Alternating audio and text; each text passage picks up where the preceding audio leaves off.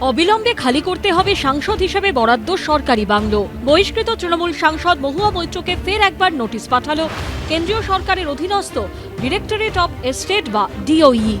এ নিয়ে 1 মাসের মধ্যে দুবার নোটিশ পেলেন মহুয়া। প্রশ্ন উঠছে, তাহলে কি লোকসভা ভোটের আগেই দিল্লিতে ঘরছাড়া হতে হবে প্রাক্তন তৃণমূল সাংসদকে? দুয়ারে লোকসভা ভোট, তার আগে সাংসদ পদ খুইয়েছেন তৃণমূলের মহুয়া মৈত্র।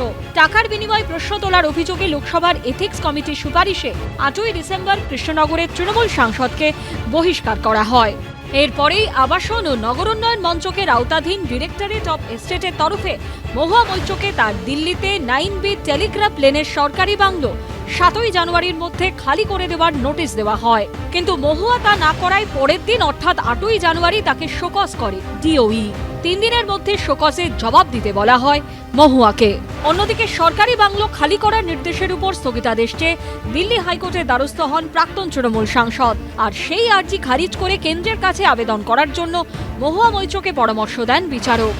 কিন্তু আদালতের পরামর্শ মেনে কেন্দ্রের কাছে আবেদন জানালেও মহুয়া মৈত্রের আবেদনে সাড়া দেয়নি কর্তৃপক্ষ। আর এই প্রেক্ষাপটে ফের একবার কৃষ্ণনগরের প্রাক্তন তৃণমূল সাংসদকে সরকারি বাংলো খালি করার জন্য নোটিশ দিল কেন্দ্র। যে কোনো সাংসদ তার বাংলো কি এভাবে কেড়ে নেওয়া যায়? কিছু নিয়মও আছে এবং সেটা সাংসদদের আবাসনের জন্য যে কমিটি, যে প্রশাসনিক বোর্ডটি আছে তারা দেখেন কেন এত তাড়াহুড়ো। সেটা তো সম্পূর্ণ রাজনৈতিক উদ্দেশ্য প্রণোদিত। বাকিটা মহুয়া নিজেই যথেষ্ট এই বিষয়ে মোকাবিলা করার জন্য, জবাব দেওয়ার জন্য। আপনি যদি এমপির পদ খারিজ হয়ে যায় বা আপনি যদি এমপি না থাকেন, যেমন আমি যদি এমপি সামনেবার না থাকি, তাহলে আমার বাসভবন সঙ্গে সঙ্গে খালি করে দিতে হবে। সেটাই তো নৈতিকতা, সেটাই তো সততা। আমি এমপি না থাকলে এমপির বাসভবন ধরে থাকবো কেন? দেখুন, আজকাল তো রাজনীতির কোনো সৌজন্য নেই। কেন্দ্রীয় সরকার একটা স্বৈরাচারী সরকার। যেভাবে তাকে আত্মপক্ষ সমর্থন না করতে দিয়ে তাকে পার্লামেন্ট থেকে সরিয়ে দেওয়া হলো, এটার আমরা সবসময় বিপক্ষে আগেও বলেছি, এখনও বলছি যে এটা অমানবিক একটা দৃষ্টান্ত। রাহুল গান্ধীর সাংসদ পদ খারিজ হয়ে যাওয়ায় তাকে সরকারি বাংলো ছাড়তে হয়েছিল।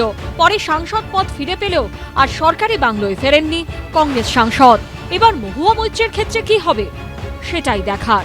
বিজেন্দ্র সিংহ, কৃষ্ণেন্দু অধিকারী ও সোমনাথ মিত্রের রিপোর্ট, এবিপি আনন্দ।